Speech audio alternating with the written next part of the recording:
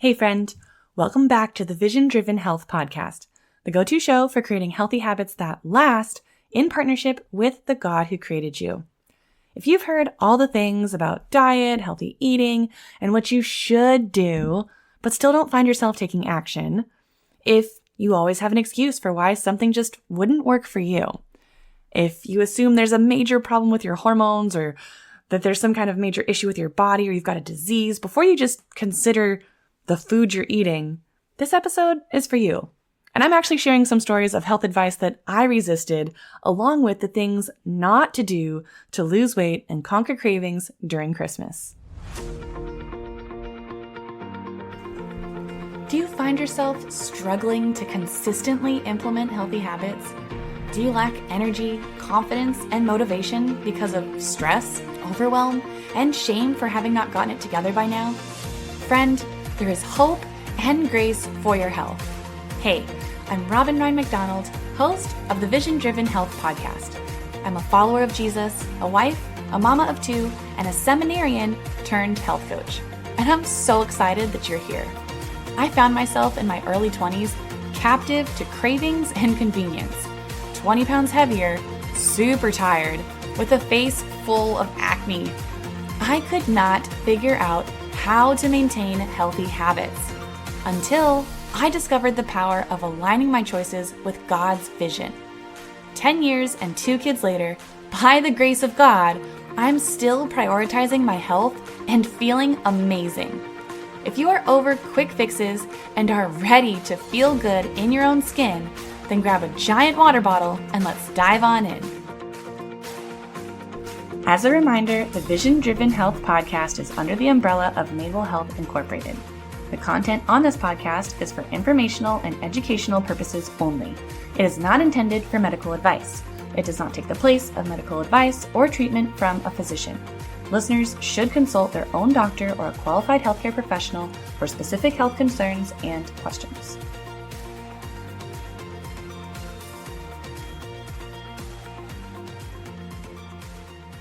I have the funnest way for you to make some massive progress in your health between now and the end of the year. If you love Christmas, the movie Elf, want to improve your health, and could really use some accountability with your health habits, then this is the perfect opportunity for you.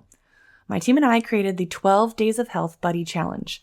This is a free accountability challenge that you can begin any day you'd like with a friend of your choosing. Each of the 12 days, you'll have a health habit, a mindset hack, and a way to support your buddy in their health journey. You can grab the 12 Days of Health Challenge PDF totally free at visiondrivenhealth.com/buddy.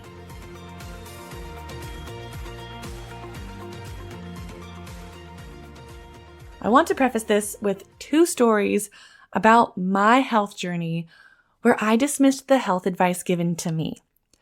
So the first story happened just before I got married. So to give a little bit of background, I grew up eating pretty terribly, basically the standard American diet 90s edition, which was a lot of cereal, a lot of TV dinners, a lot of shake and bake, hamburger helper. If it was processed, it was probably on the menu. And on top of that, I was a very picky eater. So I did not eat very nutritious meals at all. However, come middle school, high school, despite other health issues that looking back, I'm like, that was probably because of what I ate. But I never had any issues with acne. I went through puberty without having to deal with that. And I thought, woohoo, I escaped that. But my sophomore year of college, I ended up getting really bad acne on my face. And it wasn't just like a problem area. My face was the problem. It was chin to forehead, ear to ear, everywhere. And I was super self-conscious about it because I never had to deal with that before. I was in college. I was hoping to find my husband. I cared about what I looked like. And so I was trying to find the right, and at the time, Proactive and a bunch of other acne medications were always on those infomercials. But I ended up going to the doctor, and the doctor gave me a prescription for several different medications. And I ended up taking some oral medications and putting some topical stuff on my face. And I used that for several months, and I think it must have been like 2 or 3 months, and I started to see some pretty significant improvement, and my face did eventually clear up. Now the thing is, as I kept doing this process, I would notice that when I would put the stuff on my face and I'd go to wipe my hands on a towel, the towel would get bleached. And this was before I had any real knowledge of health or holistic living. But I had the logical sense to think, if this is bleaching a towel, it's probably not good to be putting on my face twice a day. So I was like, okay, I don't want to use this stuff anymore. I want my face to just get better. And so I ended up trying to go cold turkey and stop using the medication. But of course, I would stop and then I would start to get acne again, which I didn't want. And so I was kind of in this back and forth challenge. And my husband had a friend who was telling us about this network marketing company, which I ended up loving a lot. But he was saying, oh yeah, and there's a skincare regime. And I was like, is it going to get rid of my acne? And he was like, well, I don't know about that. He was like, it's just like a really clean product or whatever. And he was like, well, honestly, when it comes to acne, it actually has a lot more to do with what you eat than what you put on your face. And I remember thinking, that was the dumbest thing. Like, why would what I eat and goes into my stomach have anything to do with my face? And I'm sure a lot of you have a more holistic health perspective, and that sounds reasonable. That what you eat affects your face. But at the time for me, I was like, that's dumb. Just if your product doesn't work for my acne, then it's not a good product. However, come to find, as you all know, he was correct. And as I started to clean up my diet and I got off of that towel bleaching medication, go figure, my skin improved. But the thing was, when I was in that moment, I didn't want to have to change what I was doing. I didn't want to have to change my diet. I didn't want my acne to be more than just a simple face wash solution.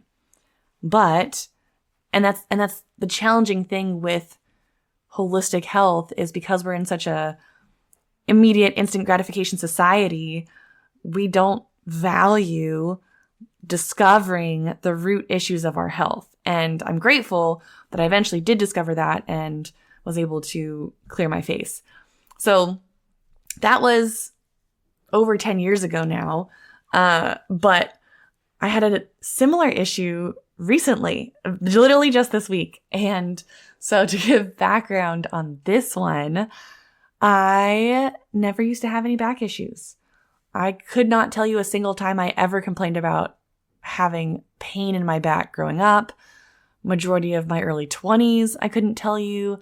The only time I started to have a little bit of back pain was when I started to do, which I do really like CrossFit, but I was just not lifting well and I was lifting too much. And so then my lower back would be a little bit sore because I overdid it, but it wasn't anything that laid me out. It wasn't anything that was chronic.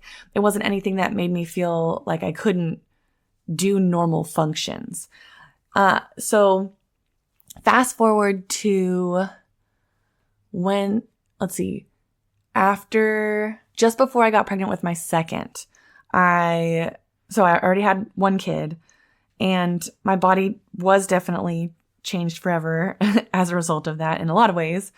One of them being I did find myself a lot more injury prone. I did find my body a lot more vulnerable.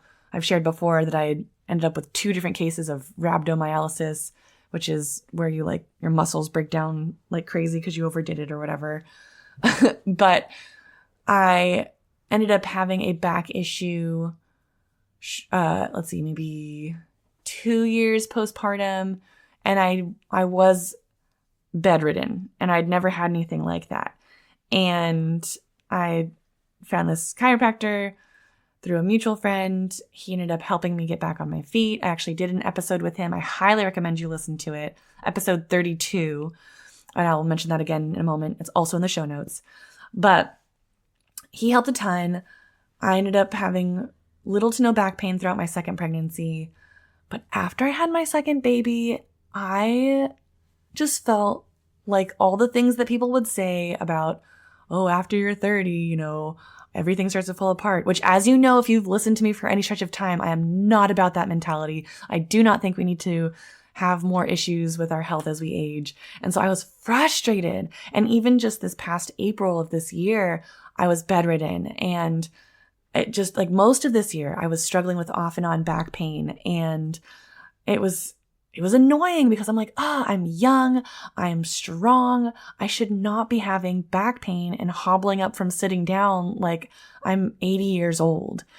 And so all the while I have been seeing this chiropractor, and all the while he's been bailing me out of my back pain, and he just kind of kept on urging me, sometimes subtly, sometimes not so subtly.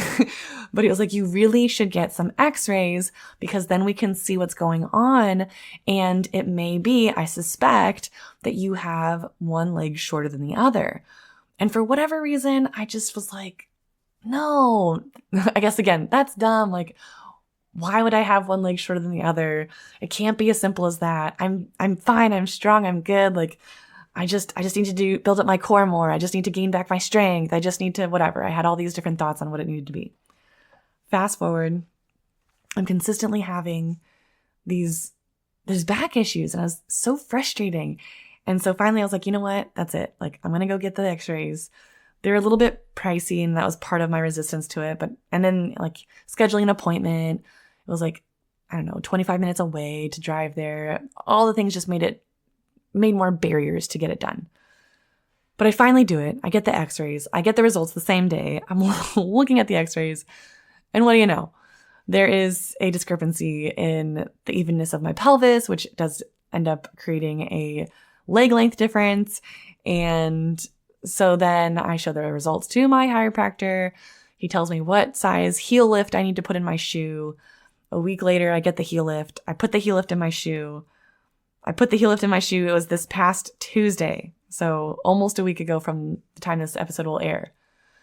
Friends, my back has felt amazing this week, which I'm like so excited about and also so frustrated by that I'm like, ugh, why didn't I do this sooner? And ugh, he was so right. And so, yeah, like I honestly didn't even realize how much I had made my back pain normative, because at this week, like I'll get up from sitting at certain chairs or certain positions and like kind of expect my back to hurt, and it wouldn't. And I'm like, oh my gosh, like I can't believe how I just became okay with this. And so I share all of this because I think so many of us, and again, these are my stories, these are my examples, we just make the challenges that we face in our health normal.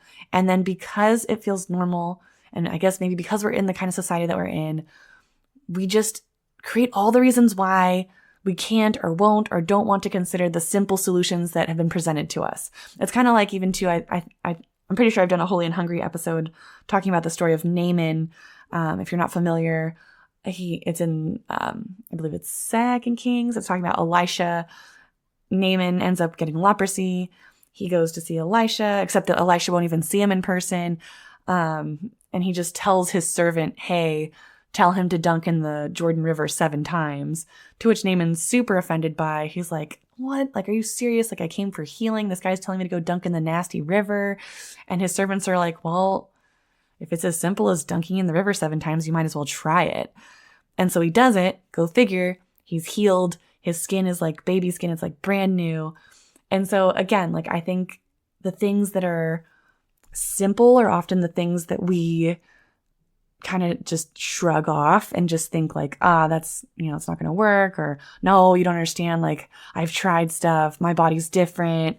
And most of the time we haven't tried the things that actually improve our health and well-being for a long enough period of time.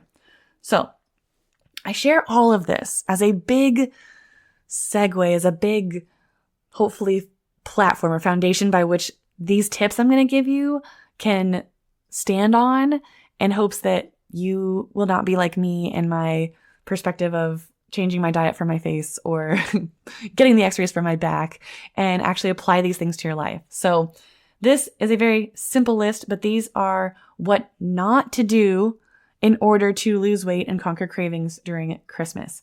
And I do believe that if you adhere to this advice and you follow this advice, you will see results. So number 1, don't skip meals or nibble throughout the day. I've said this before, I said it recently, and I'll keep saying it because I think it is coming against some very ingrained mentalities that so many people have of like, oh, I'm going to go to this party later. I'm not going to eat breakfast or lunch because I know I'm going to eat a lot later. What that does, which you might say like, no, Robin, like that, then I can have more calories, whatever. But let me just tell you, biologically, this will increase your cravings. It will increase the likelihood of going crazy at that party in terms of how much you eat. And it also stresses your body. If you're not already in an intentional intermittent fasting pattern, then you're probably going to put your body into the fight or flight mode. You're going to increase your cortisol, which is the fat storage hormone. It's going to increase your cravings. It's just a mess. So instead, you want to make sure that you're consuming 3 nourishing meals where you are prioritizing protein and trying to get at least 20, if not closer to 30 grams of protein. That's number 1. Number 2, don't stop moving your body. I think in the holidays, I can even say for myself, things get busy. It's difficult to get out for a walk. It's difficult to get workouts in. But I'm just telling you, if you can get in even just 10 or 15 minutes, don't discount the smaller amounts of time. Don't discount the seemingly ineffective workouts. It does make a difference, if nothing else, than to keep you consistent with a habit that is extremely valuable and important for your health. That's number 2. Number 3, don't put a pause on your healthy habits.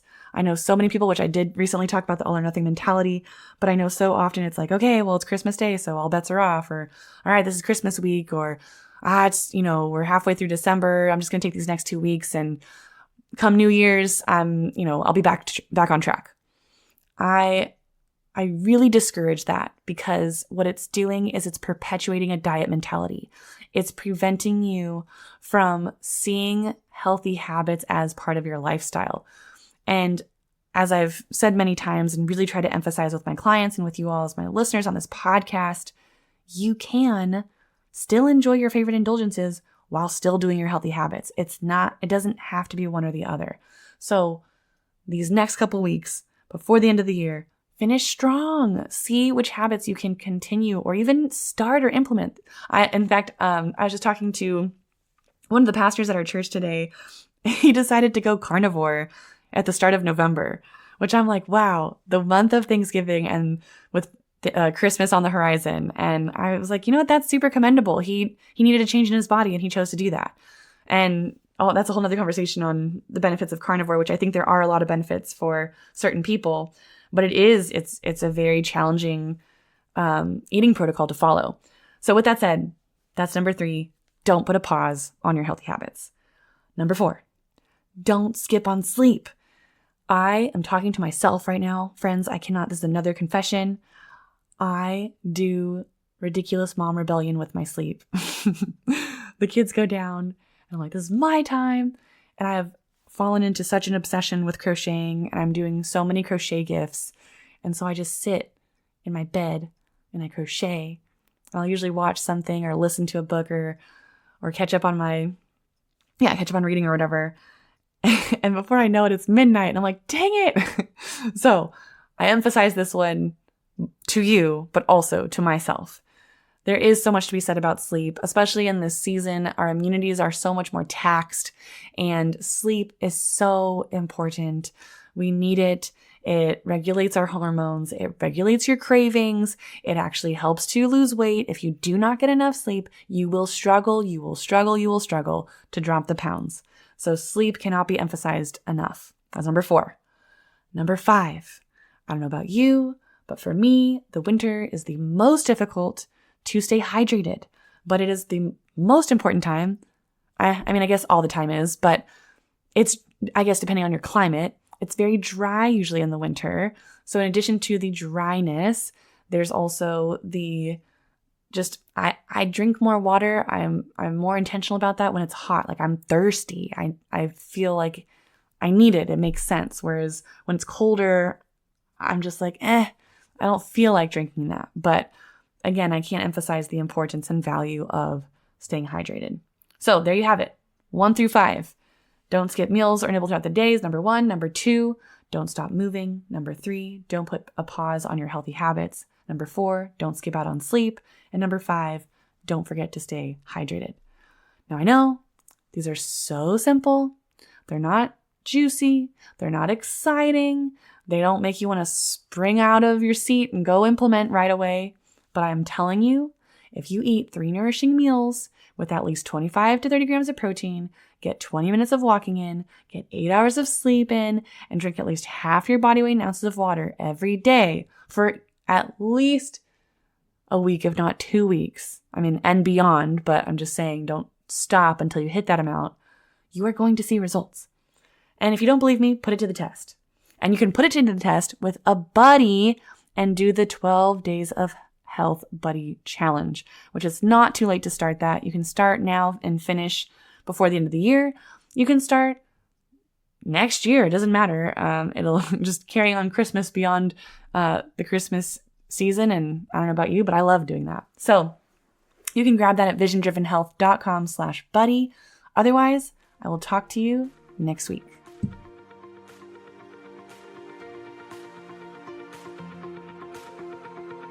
Thank you so much for listening to the Vision Driven Health podcast today. I hope this episode inspired you, supported you, and blessed you in some way. If it did, it would mean the world if you would leave a 5-star written review on Apple Podcast and share this episode on your social media. The more reviews and shares this gets, the more people can be blessed and encouraged in creating a Jesus-centered, sustainable, healthy lifestyle. If you want to hang with me and other Jesus-loving ladies who are creating healthy habits that last, be sure to join my free Facebook group, the Made Well Mastermind. Use the link in the show notes to join. Be blessed with hope, joy, and health. I'll see you next week. Again, the Vision Driven Health podcast is under the umbrella of Made Well Health Incorporated. The content on this podcast is for informational and educational purposes only. It is not intended for medical advice. It does not take the place of medical advice or treatment from a physician. Listeners should consult their own doctor or a qualified healthcare professional for specific health concerns and questions.